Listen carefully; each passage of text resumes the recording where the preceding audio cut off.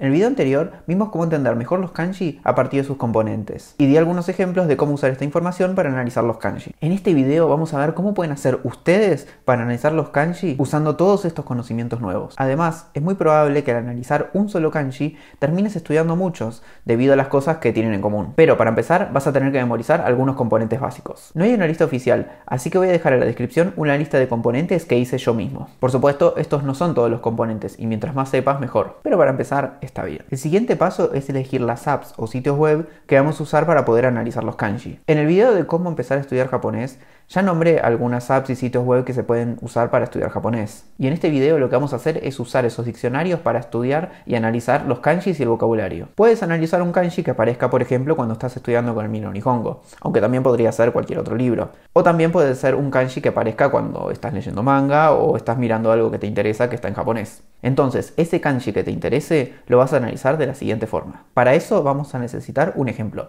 Por ejemplo, este de acá. Este es el kanji de cooperar y se lee kyo. Vamos a analizar este kanji. Yo voy a usar imiwa, pero si usas kanji study también sirve. Y más o menos va a tener la misma información. Quizás está en diferentes lugares. Por un lado vamos a tener la información del nivel de noken de ese kanji. En este caso este kanji es nivel N3. Además, un poco más abajo vamos a ver que se estudia en el curso 4 de la escuela japonesa. O sea, el cuarto grado en definitiva. Más o menos, teniendo en cuenta la información del nivel de noken más la información de qué grado de la escuela se aprende, vamos a tener una idea de qué nivel tiene este kanji realmente. Podríamos deducir que es un nivel bastante básico, o quizás un poco tirando a intermedio, pero no es un kanji demasiado complejo. Con la información de nivel, lo que vamos a poder hacer es ver si realmente vale la pena estudiar ese kanji, porque si estamos en un nivel básico y estudiamos un kanji muy avanzado, quizás no nos resulte tan útil en ese momento. Además tenemos la información de la cantidad de trazos. Eso nos va a guiar para poder aprenderlo a escribir. Además, esta aplicación nos va a decir cómo se escribe ese kanji, o sea, el orden de trazos. Obviamente esto es muy útil porque no se pueden escribir los kanjis como uno quiere. Y además es mucho más fácil memorizar un kanji si sabemos el orden correcto de los trazos. Por supuesto, uno de los datos más importantes es la lectura. Y en el caso de las lecturas chinas, se pone generalmente en katakana. No es una regla, pero es bastante común hacerlo. Para el caso de los que tienen lectura japonesa, generalmente se la escribe en hiragana. Abajo se pueden ver el radical y los componentes. Cada kanji tiene solo un radical que ya está preestablecido, pero en cambio, en el caso de los componentes, no hay un número exacto. De cualquier manera, el tema de los radicales no nos va a importar demasiado, pero sí nos va a importar el número de componentes y cuáles son estos componentes, que es lo que habíamos hablado en el video anterior. Entonces, los componentes de colaborar son el kanji de 10 y el kanji de fuerza, que aparece 3 veces. Podría decirse que estos 3 kanjis le dan un significado, ¿no? Porque sería algo así como 3 personas haciendo fuerza multiplicado por 10. Bueno, mucha gente haciendo fuerza en definitiva, ¿no? Así que están todos colaborando. Entonces, hasta ahora sabemos de qué nivel es ese kanji, cómo escribirlo y pudimos analizar su significado a partir de sus componentes. Antes de seguir con el tema de la lectura, vamos a ver que acá tenemos palabras que se forman con este kanji. O sea, compuestos de este kanji con otra cosa. Esto nos va a servir para descubrir palabras que quizás ya sabíamos, pero no sabíamos que se escribían con ese kanji. Aunque el kanji significa colaborar, necesita de otro kanji para formar la palabra colaborar. Y esto es bastante común con los kanji. Muchas veces el kanji solo no genera una palabra, sino que necesita de otro kanji para poder formarla. Imiwa no nos va a decir de qué nivel de noken es esta palabra, pero generalmente las que aparecen primero son las más básicas. Por ejemplo, en el diccionario Shijo, ese sí nos dice si la palabra es de N5, de N4, de N3.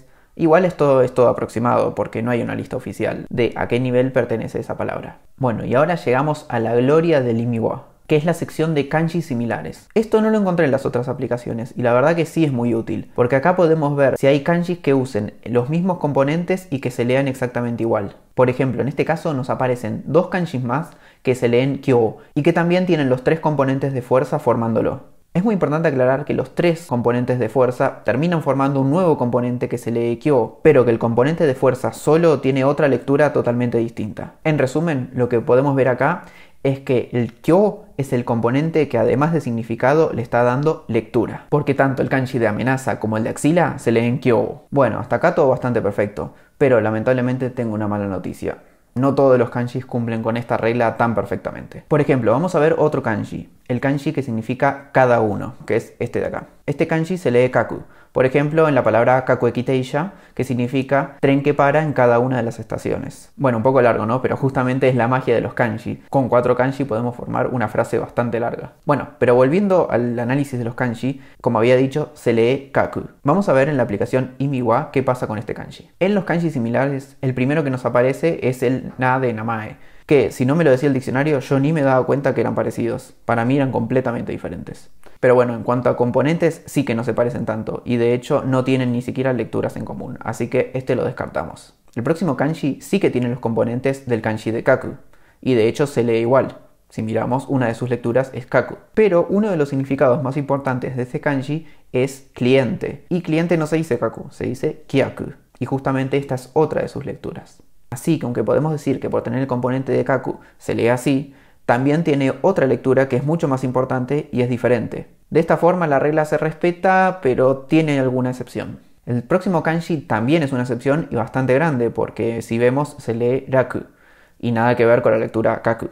El próximo kanji que aparece en la lista en realidad está relacionado con el primero, pero no tiene nada que ver con este componente, así que lo descartamos. El que sigue sí que cumple perfectamente con esta regla porque se lee kaku y tiene este componente, así que genial. El próximo hay que tener un poco de imaginación para darse cuenta que se parece, pero en definitiva no está usando los componentes de kaku, así que también podríamos descartarlo. Como curiosidad, es el kanji que se usa en Hisashiburi, que cuando uno se encuentra con alguien que hace mucho que no ve es como la forma de decir hace mucho que no nos vemos. Y finalmente el último kanji que también tiene la lectura kaku, o sea que podría decirse que respetan la regla, pero tiene otras lecturas que si bien son menos importantes, ahí están. Así que podemos decir que cumple con la regla en un 90%. Cabe aclarar que estos no son los únicos kanji que usan el componente este de kaku. Hay un montón más y algunos mantienen la regla y otros la cambian completamente. Viendo este ejemplo nos dimos cuenta de que si bien conocer los componentes nos da un gran poder, como diría el tío Ben, un gran poder conlleva una gran responsabilidad. Y no podemos asegurar que porque un kanji tenga un componente se va a leer 100% seguro igual que ese componente.